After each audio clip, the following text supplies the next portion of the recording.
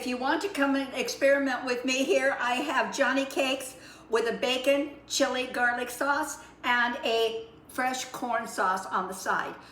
I think it's gonna be fantastic. I haven't tasted it yet. I've never tasted Johnni cakes.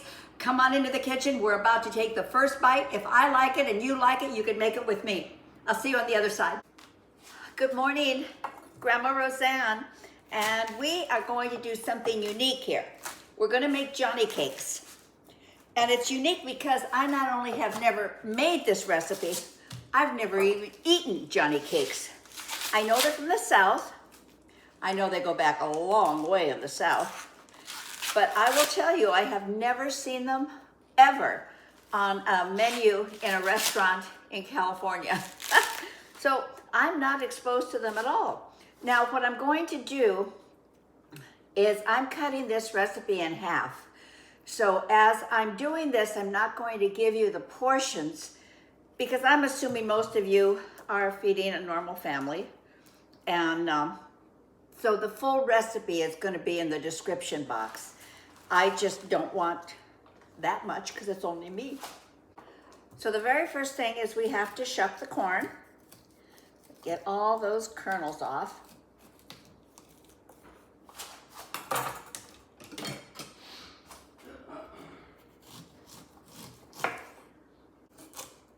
Don't you love an adventure? I love an adventure.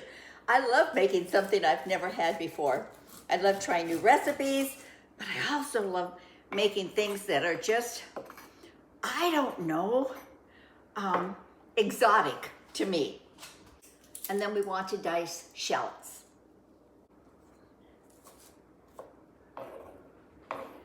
Okay, now we have one finely minced shallot.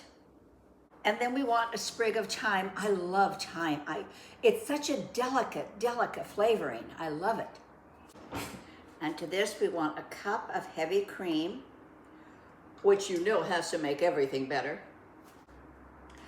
And now I'm going to add 1/4 kosher salt to our pan, and then I'll get my heating element ready and we'll start cooking.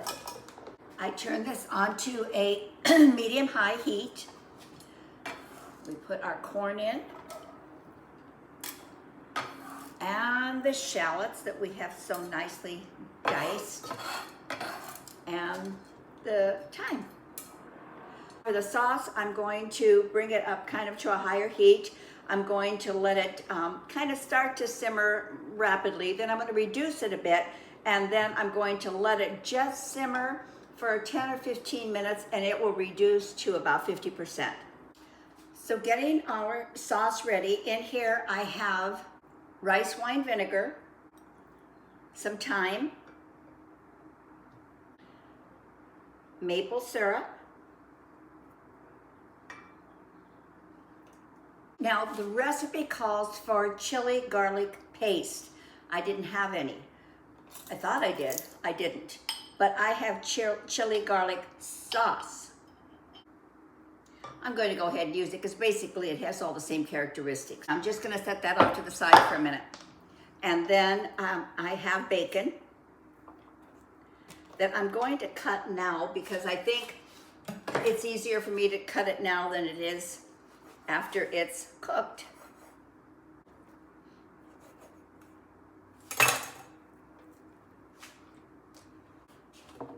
And I always put a little oil in just so that the bacon doesn't stick.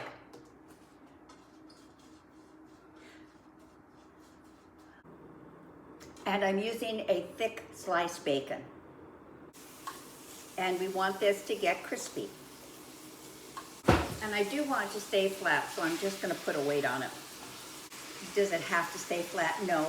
But for presentation, it's pretty if it's flat. It's done, so I'm transferring that over to some paper towels to drain. And we never, ever, ever throw bacon grease away because it is so delicious for so many things that you're going to be cooking in the future. Always save it. Now the recipe told us to be sure to get it well whisked so that it's really combined. They said so the egg can do its job. While I'm doing that, look at this. Isn't that beautiful? Oh my I got peonies, which I love, and white roses, which I love. And now I can enjoy that all weekend. And you people that live in the colder weather and can grow those peonies, I am so jealous. We don't have enough chill hours here. Oh, I hope that's enough, because that's enough on my arm. Now the recipe calls for brown butter. And if you haven't done brown butter, all you do is take your butter. I'm using ghee because ghee has a very high heat threshold. You can take this up to 450 degrees. And all you want is for that butter to start browning. Be careful that it doesn't go to burn. Burn and brown are not the same thing. But it gives it such a nutty taste that it's worth doing this. Could you live without this step? Of course you could. But if you want to be authentic, let's brown that butter. All right, that just took just a few minutes. Now, we're going to let this cool because we do not want to put it into our egg mixture because it will cook the eggs. So I'm going to set this off to the side and we're just going to keep going with the recipe. Now comes the brown sugar.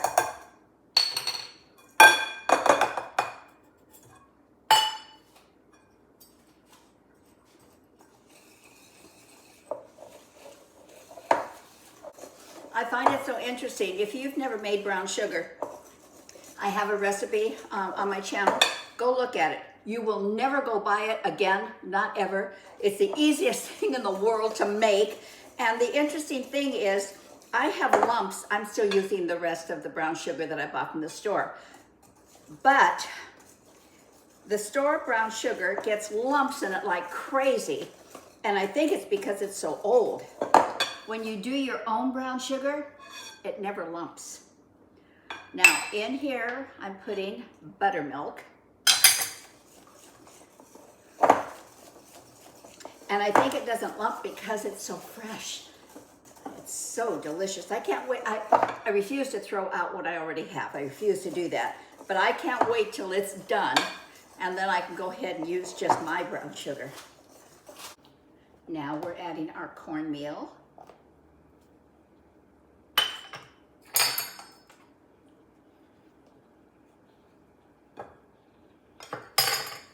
It feels so odd for me not to give you the measurements, but I think you'll want to make the full recipe, not the half. And to this, we are going to add baking powder. It's going to give them that really nice lift.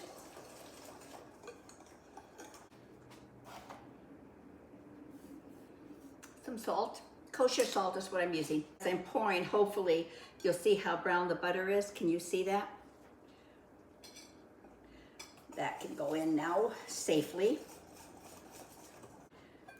And flour. Boy, I mean, even when I cut this recipe in half, you guys, it made a lot. I'm quite sure I must have picked the most complex Johnni cakes recipe on the internet. Oh my word. Now we're going to take the white sauce and we're going to blend it smooth. Okay. Oh, this is when I wish I was much taller. I'm going to start this on low and then I'll slowly increase the speed of the blender in order to smooth out the sauce. It's going to run for probably 2 to 3 minutes. We want it very, very smooth.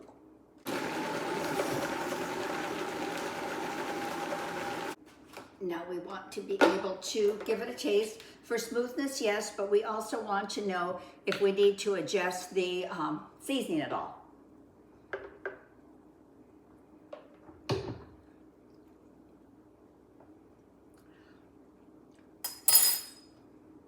Oh, that is so good. Oh, that is so good. I'm going to blend it a little bit more, but oh, that corn. Oh my word. So good. I may have found the most complex recipe on the internet, but I'm telling you, this sauce right here, I will be using this sauce for many, many other things. This is outrageously good. Oh my goodness. I am liking this a lot. Well, we didn't want it that warm. I gotta let the pan cool down. And I'm putting them on a medium or a little bit lower than a medium heat because I want to make sure that they're cooked inside before we flip them. Now what I did is I took that chili glaze that we made and I put the bacon back in a pan, poured the chili over it, and or poured the sauce over it and just reheated it. And it's a thick, beautiful sauce on here now. I am so excited to try this. Okay, we can plate.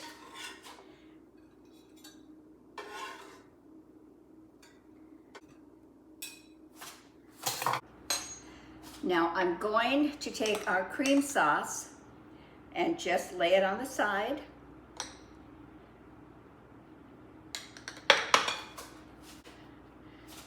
The bacon, which has glazed over and is wonderful, goes on the top.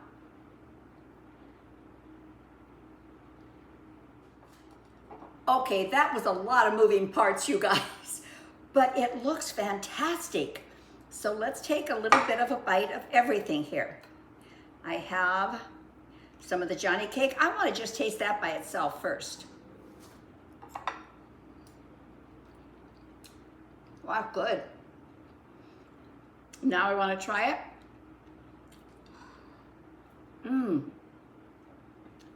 With just the sauce, the white sauce.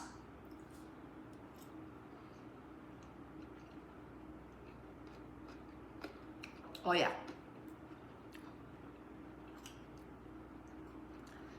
And now I want the trio. I want the bacon, the Johnni cake, and the white sauce. Oh, that's a mouthful. That might be a little bit more than I can handle. I don't know, I might go for it.